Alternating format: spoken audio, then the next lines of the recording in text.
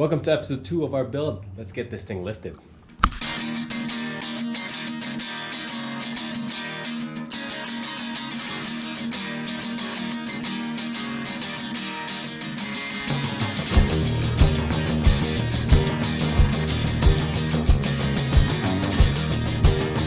Today is lift day. We're going to take our Subaru and put in our Ready Lift 2-inch suspension kit. Let's get started on what this kit comes with. I went with a 2-inch lift kit from Ready Lift. With all of the things I've researched online, Ready Lift is a reputable company, and their product, from what I've seen in all the reviews, should work for exactly what we're looking for. And fundamentally, the main thing that got me was the price. I found these for sale for $331, which is a steal. Normally these are $400, and we were able to get them for $331. And that's going to help significantly keep this budget build under that golden $1,000 mark that we're going to go after. So we're going to do the 2-inch lift. This rest of the video is going to be more of a tutorial. If you guys are interested, this video should be able to help you get started on that installation. So let's get some tools and start wrenching. The tools we use for this lift include a basic set of sockets, a torque wrench. I used another driver. I used my large 3/4 driver, and then I used the driver that was part of this set. I also had a breaker bar with me, 2 deep sockets, 14 and 3/4, and then a couple of the a 17 and a 19 that we used on the large one. An impact gun makes your job a lot easier, and then a step drill or a 27/64. A good flashlight, and that's all the tools.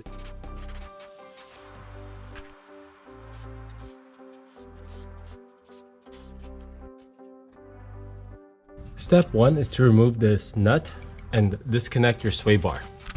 With our accessories out of the way, such as the ABS line and the brake line safely away, we can get started on the lower bolt and the cam bolt.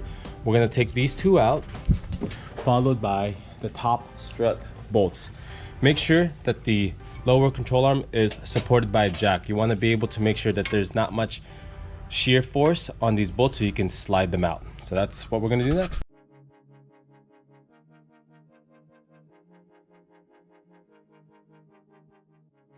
So that's how we take the strut out. Not too bad. Basic hand tools. It's actually quite a lot of room compared to other vehicles I've done this to. Now we put on the top plate that will give us the 2-inch lift that we're working for. So let me show you that. Okay. We've got the 3 existing holes that will go on here. We'll use the same hardware as before, and what I like to do is a little bit of blue Loctite. Never hurt anyone, especially since I can't get my torque wrench on here. The spec says 30 foot-pounds. I just don't have the tools to get a wrench in there, so I'm gonna use I can gauge 30 foot-pounds pretty well, but a little bit of blue Loctite will be a lifesaver. And this top plate is pretty much ready to go back into the car. I've already done that side, so pretty familiar with the sequence. Before, actually, I gotta catch myself there.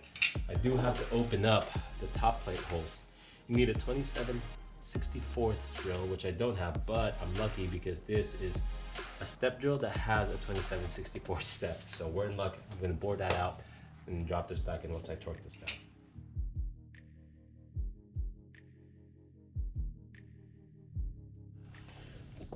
The next step is to put the strut back in.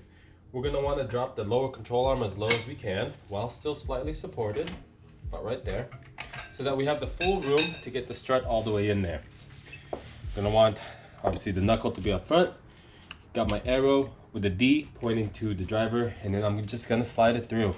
I am going to keep my nuts handy up here in a safe spot, so that as soon as I get a stud through, I can fasten it and unload my arms, essentially, because this is a little bit heavy and awkward. It's really best for 2 people, but we will make do.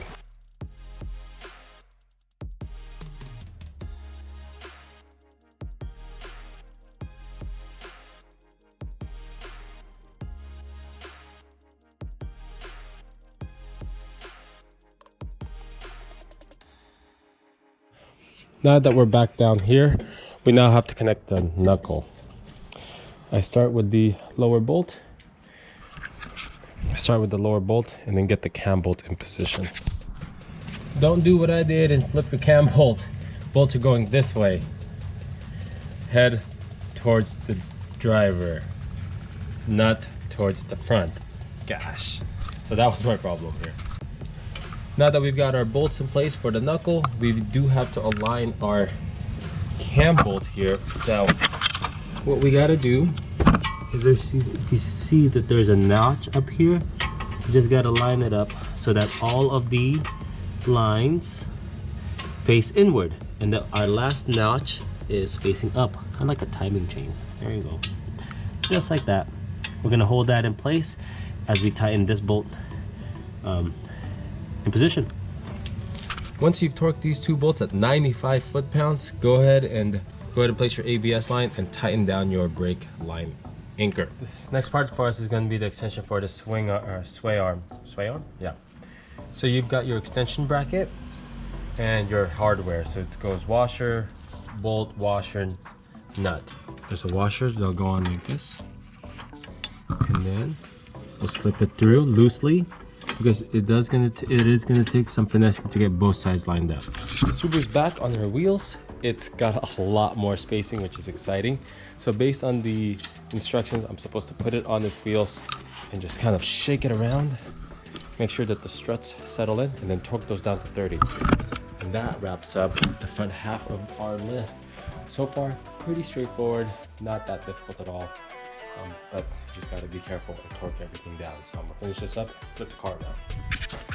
The first step for the rear, once you have the vehicle lifted and the wheels removed, is to remove these upper struts. So a deep socket 14 makes quick work of this.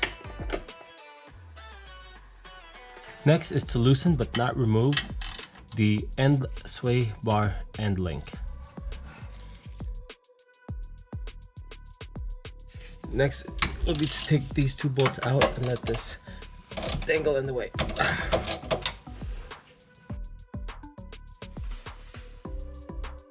Next will be to loosen but not remove these upper control arm bolts.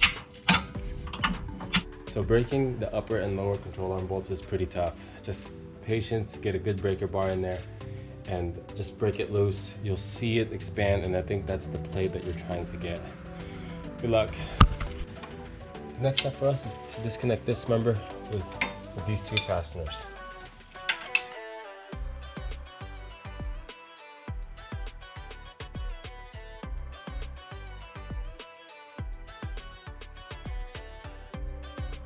Once you've loosened the bolts in the lower control arm and you're able to get that lower member to clear, you are rewarded with the rear strut.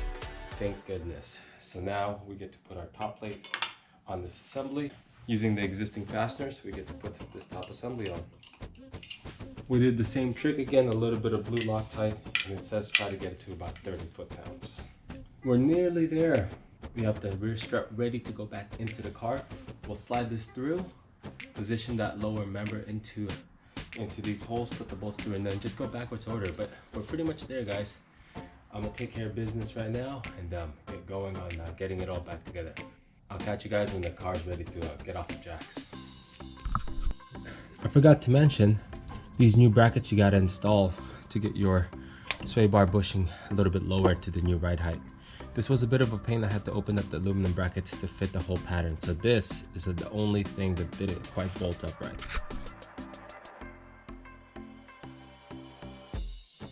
Well, that's it. We've got the lower swing arm finally connected. That's the last bit of new parts going onto it. We're gonna put the wheels on the vehicle now, put the lug nuts, torque them down, drop the vehicle, and then go through and torque all of our bolts. That's how the procedure has it.